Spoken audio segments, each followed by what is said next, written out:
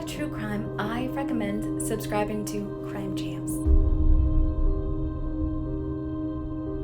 Join Crime Champs today. Subscribe. You will not be disappointed. Crime Champs wants you to like, join, and subscribe. Subscribe to Crime Champs. You hear me?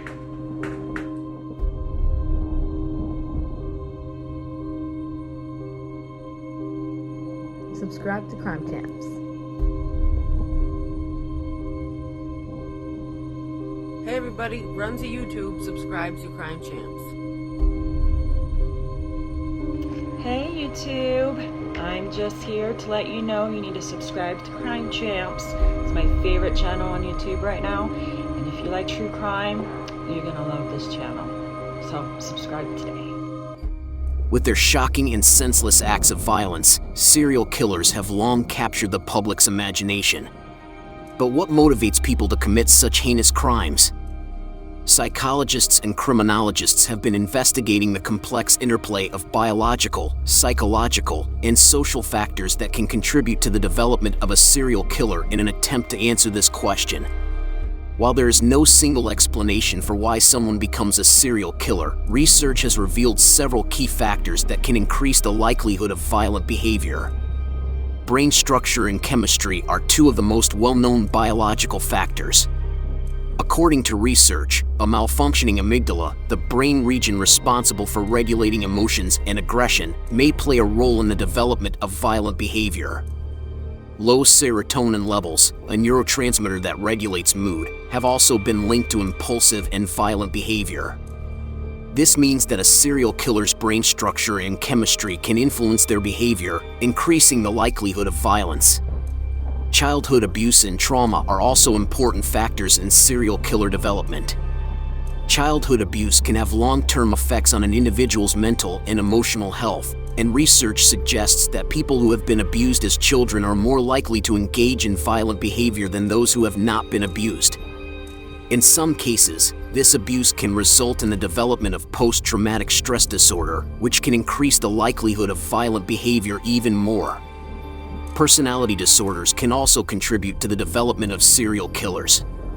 Personality disorders such as antisocial personality disorder, narcissistic personality disorder, and borderline personality disorder are common in serial killers.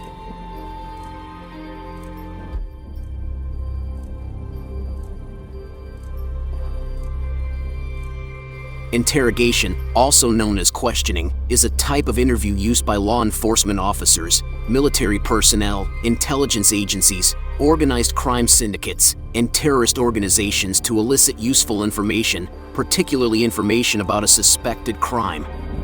Interrogation can involve a wide range of techniques, from building rapport with the subject to torture. Deception can be a useful tool in effective interrogation. There is no law or regulation in the United States that prohibits the interrogator from lying about the strength of their case, making misleading statements, or implying that the interviewee has already been implicated in the crime by someone else. Traditionally, the issue of deception has been approached from the perspective of the interrogator deceiving the individual being interrogated. By the 2000s, information on effective interview methods used to gather information from individuals who score in the medium to high range on measures of psychopathology and who deceive interrogators began to appear in research studies. Good cop and bad cop is a negotiation and interrogation psychological tactic in which two interrogators take seemingly opposing approaches to the subject. In order to persuade the subject to cooperate, one adopts a hostile or accusatory demeanor, emphasizing threats of punishment, while the other adopts a more sympathetic demeanor, emphasizing reward.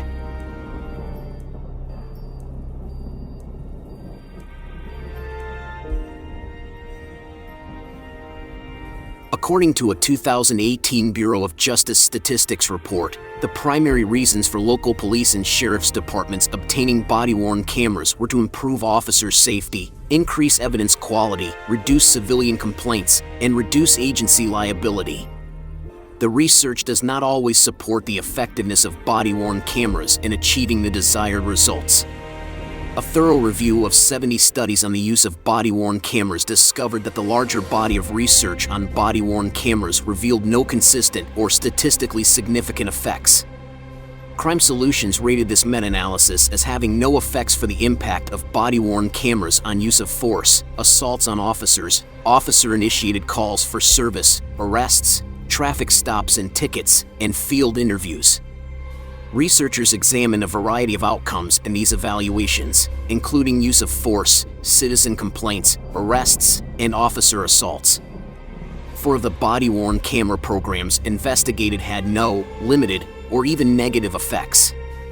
Based on these reviews and existing research on the impact of body-worn camera use, it is clear that more research is needed to determine the value of body-worn camera use and potentially more effective ways of deploying body-worn cameras.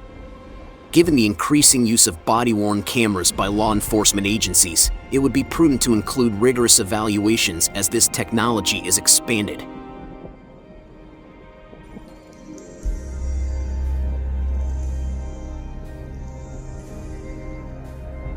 Criminal investigation is a set of thinking skills as well as a set of task skills.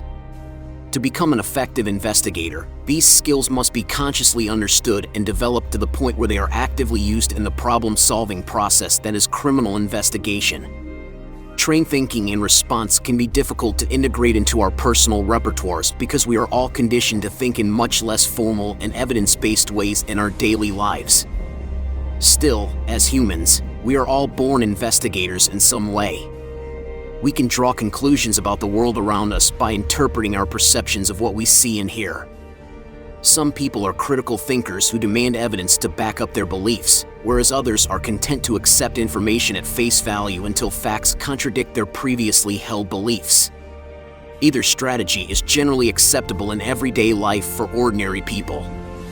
The process of discovering, interpreting, and determining the validity of information in the role of a police investigator is diametrically opposed to that of everyday people, and this difference is critical.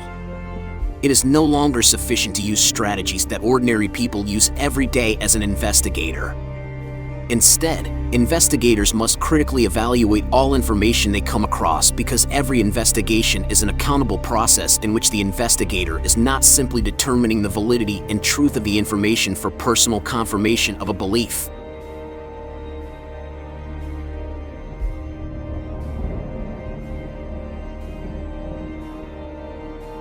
Crime Champs takes viewers inside the minds of serial killers, kidnappers, assailants, law enforcement, and, in some cases, victims.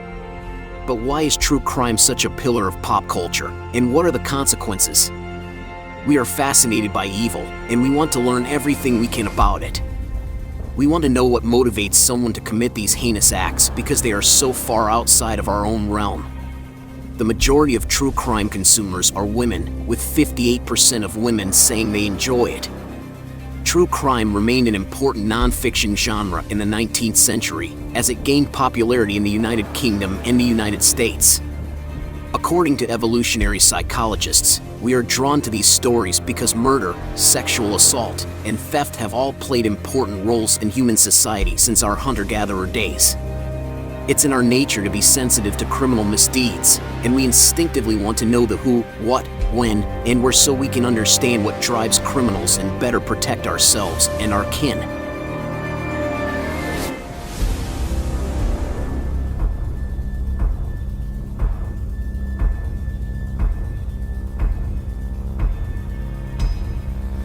Subscribe to Crime Champ. Become a champion like us.